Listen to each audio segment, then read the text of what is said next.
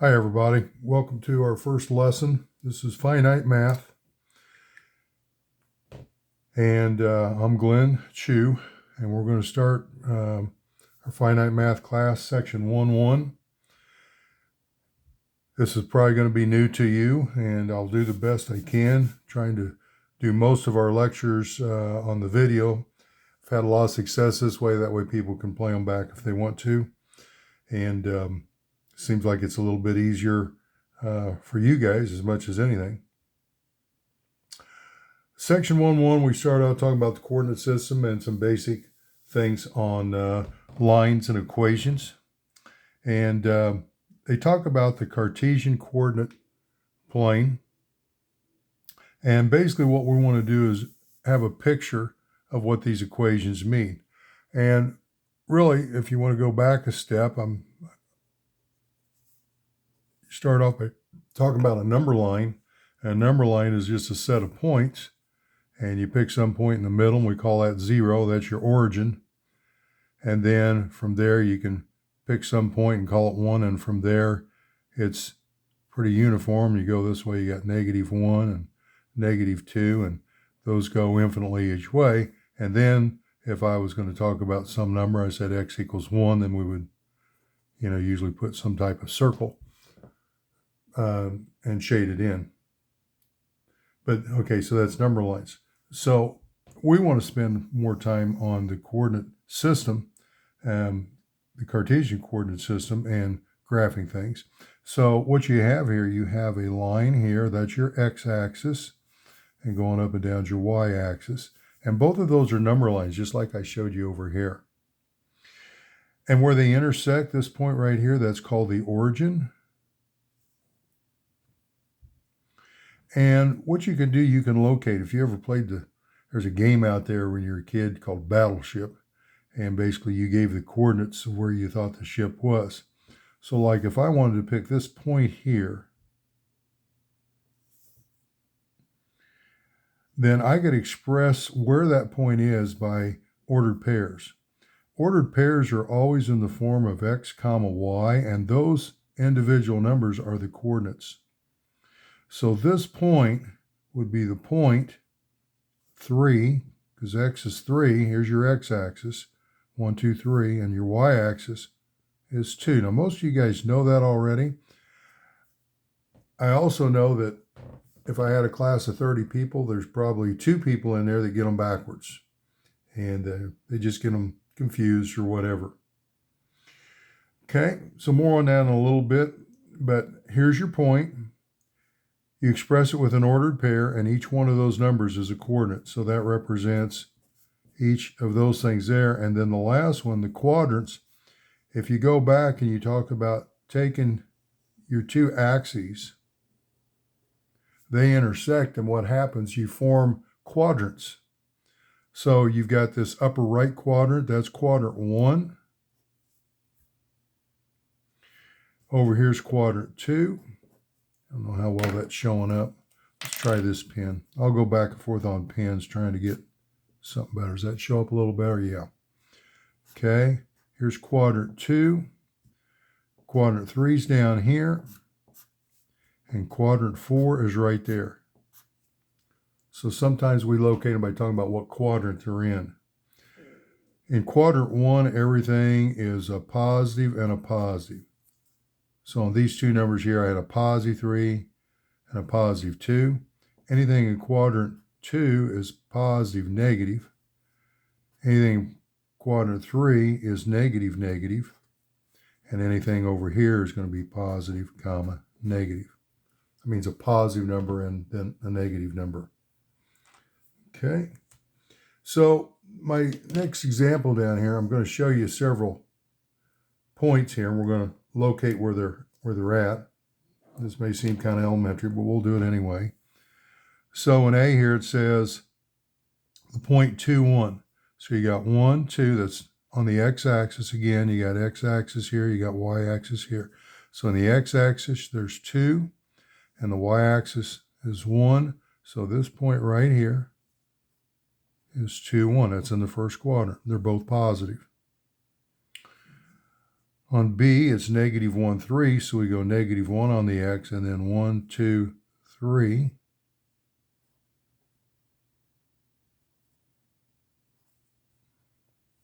Negative 2, negative 1, so 1, 2 this way, and then down 1.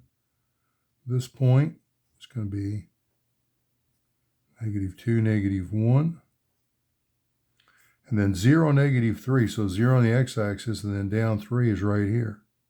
So this point's not really in a quadrant. It's on one of the axes. Sometimes that happens. The point is, you can take any of these points and you can locate them on your coordinate plane. Okay. Now, solution of an equation. So a lot of times you're going to be given an equation like this one right here. And a solution for an equation is any point that makes it true. So I've got 2 points here. We're going to find out if they work. All you have to do is plug it in. So the equation is 8 times x, but I know x is equal to 3, so I'm going to plug that in. Minus 4, and y in this case is going to be 5, equals 4. Now what I'm going to do here, I'm going to put a question mark, because I'm not sure if it's actually going to be equal. I got to figure that out. So I've got 32. Oh, what am I doing? Can't multiply. 24 minus 20, and that's 4. Is 4 equal to 4? Yes. So are the following points on the graph of the equation? Yes. Another way of saying that is 3, 5 is a solution for that equation. Okay, let's go to the next one here. So here I'm going to have 8 times 5 minus 4 times 17. And again, we're going to ask the question, is that equal to 4? So that's 40 minus 68. 40 minus 68 is negative 28. Is that equal to 4? No.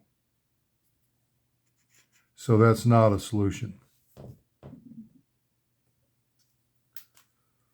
Okay. Page 1's done.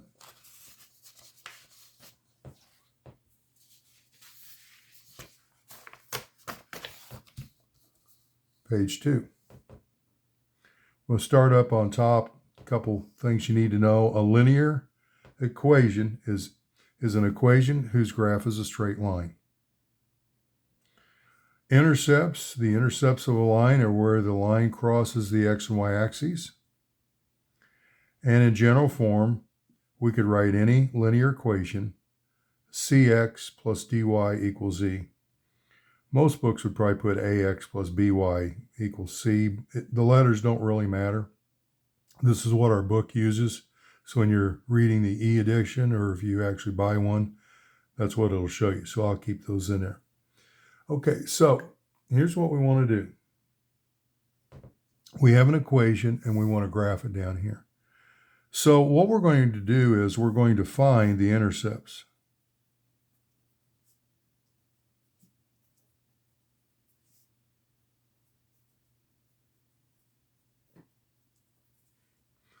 Okay, we'll come over to the side. To find the x-intercept, I'll abbreviate, let y equal to 0. So go back to our equations. I've got x minus 2, and we said y was going to be 0. That's equal to 4. So I got the same equation. I just put 0 in for y down here. So x minus 2 times 0 is 0 equals 4. So it looks like the x-intercept is equal to 4.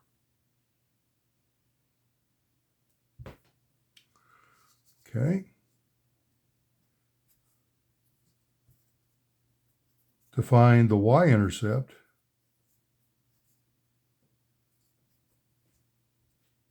same process as before, but this time we're going to let x equal to 0. So if we go back to our original equation, I've got x minus 2y. So in place of x, I'm going to put 0. When I put parentheses around it like that, that means I substituted in minus 2y equals 4. So 0 minus 2y equals 4, or we could just say negative 2y equals 4. So my y-intercept is equal to negative 2. Okay, so what does all that mean? Well, if we go here, the x-intercept is 4. That means on the x-axis, x goes across, I'm going to locate 4. So 1, 2, 3, 4. Down here, the y-intercept is negative 2. Here's the y-axis. It goes up and down. Negative 2 is going to be right here.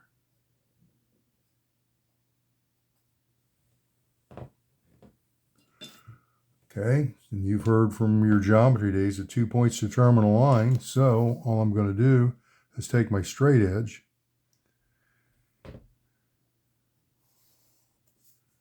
and there's my line.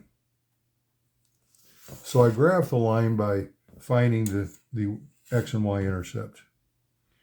Now, when you look at the syllabus that I published, one of the things I said is to have some graph paper and a little 6-inch ruler is perfect, but the big thing, you just want it so you can draw a straight line. But these are ideal for that. And if you had a formal book, you could put that in your book and use that as a placeholder if you wanted to. If you're ever going to turn something into me, then I will expect for you to make those lines straight, and I will expect to be it on graph paper. If it's not, I will not look at it. Okay, so when are you going to turn things in? As you do homework, most of it will be on the computer, and you'll enter your answers simply by hitting some keys and entering the numbers and that type of thing. And there is a way of showing your answers, and you won't have to use a straight edge for that. However, when you do your test, I always give you the option. If you want to turn your work in, then I will go over that. And because sometimes when you plug in your answers by hitting the key, sometimes you might hit the wrong key. There's a lot of things could happen. So I'm trying to be fair with you that if you show me your work, then at least I can see what you're doing. Perhaps you get some partial credit or something. But what I'm saying here is if you don't use graph paper and a straight edge, I won't give you that opportunity. Okay, let's do another one.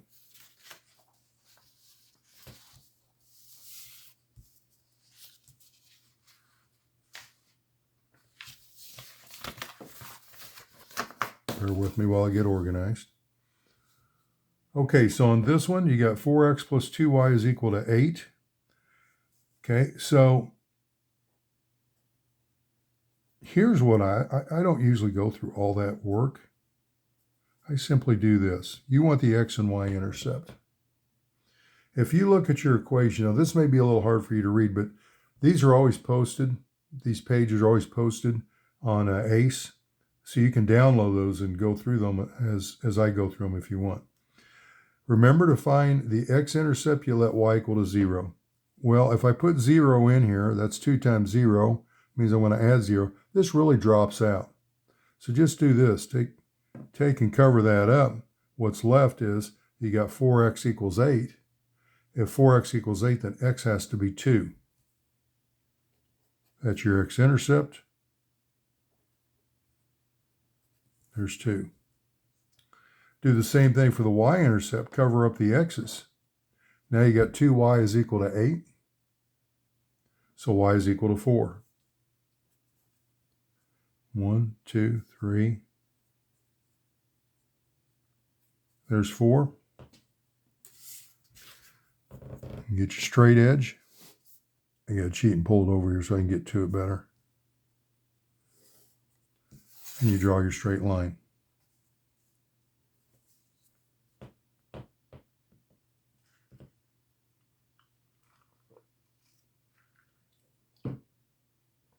When equations are in general form, it's easiest to go ahead and just find your x and y intercepts. Okay, here's one more. Let's get it done. So I got my x-intercept. Sometimes I just put x equals. So if I want to find the x-intercept, it says 3x plus 2y equals 6. So 3x equals 6, x is 2. Cover up the x's. I got 2y equals 6, so the y-intercept is 3. So I got 2, and I got 3. And take my straight edge. It's going to look a lot like the other one up there.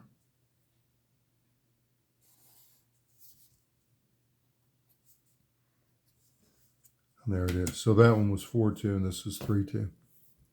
Very similar. Okay, here's the last page of our notes. Hopefully you've had a chance to read this, but I'll read it again. Linear depreciation. For tax purposes, businesses must keep track of current values of each of their assets. A common mathematical model is to assume that the current value y is related to the age x of the asset of a linear equation. A moving company, by the way, all that kind of gives us an idea of the problem, but it hadn't told us really anything important yet. A moving company buys a 40-foot van with a useful lifetime of 5 years. After X months of use, the value y in dollars of the van is estimated by the linear equation. And here it is. It says y equals 25,000 minus 400x. Okay? It says draw the graph of this linear equation. Well, first of all, the equation is a little bit tougher than the other ones. And secondly, it's not in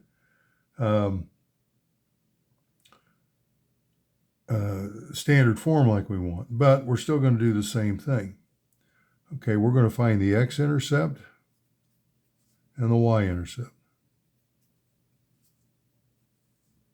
Okay, so I'm going to go over here. I am going to show you the work on this. So for the x-intercept, that means I'll let y equal to 0. So that's 0 equals 25,000 minus 400x. So 400x equals 25,000.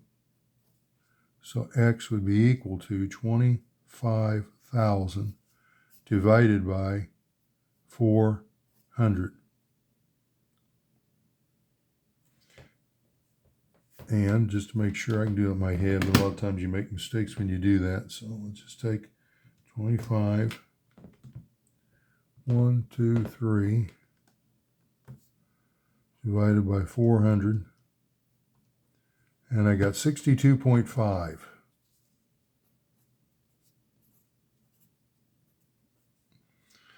Okay, then the y-intercept.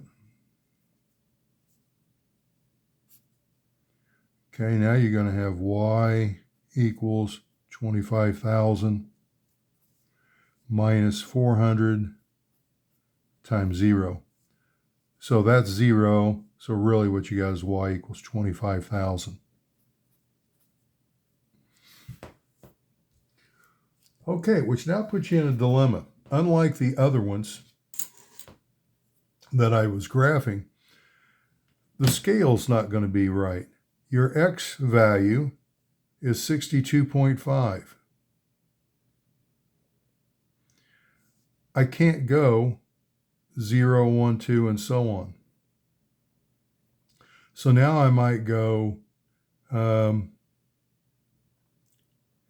maybe if I went out to, let's just say 100. Make it 120. Since that's a 6, we'll go 120. So that means this one here is going to be 20. And then 40, 60, 80, 100, 120. So 62.5, here's 20, 40, 60. It's going to be about right there.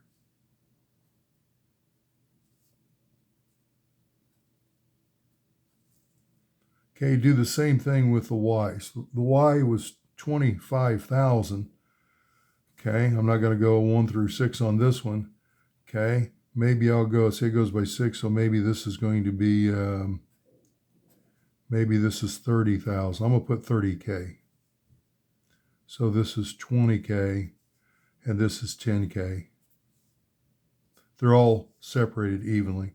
So 25,000 would be right here.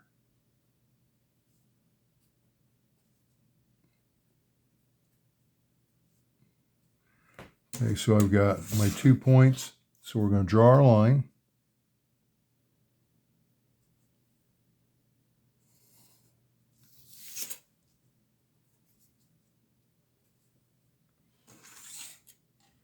Okay, so it said draw the graph of linear equation. That's all I've done so far. Okay, now what's the value of the van after 5 years? So x equals 5, right? So we're going to plug that in. So I got y will be equal to 25,000 minus 400 times 5. So that's going to be 25,000 minus, that's going to be 20,000. And altogether, that's going to be 5,000. And that's dollars.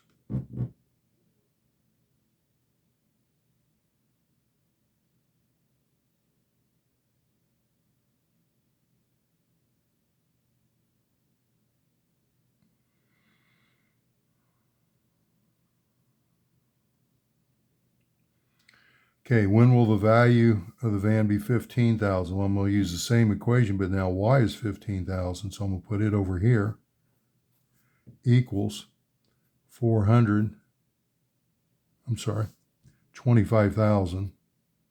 Sorry about that. 25,000 minus 400x. So if I subtract the 25,000 over here, I'm going to have negative 10,000 equals negative 400x. So x will be equal to negative 10,000 divided by 400, negative 400. So I could just take 10,000 divided by 400, and it looks like 250.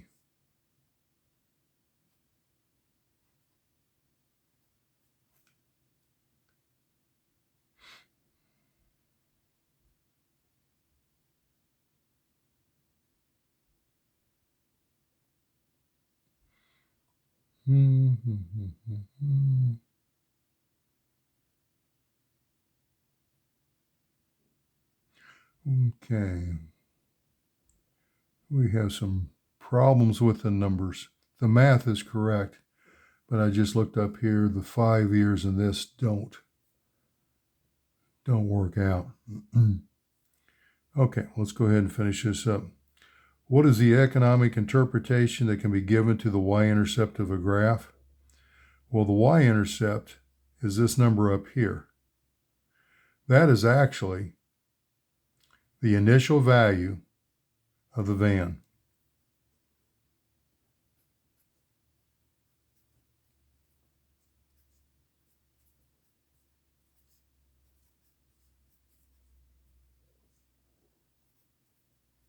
And that's what that means. Okay, that concludes lesson 1-1. Just a couple little reminders. Make sure that when you're graphing, if you're going to turn it into me, it's got to be on graph paper, and make sure you use a straight edge. I use one of these. You know, you could use, I've seen people use a credit card, although that's not very good. I've seen people use the edge of a book. That's not very good.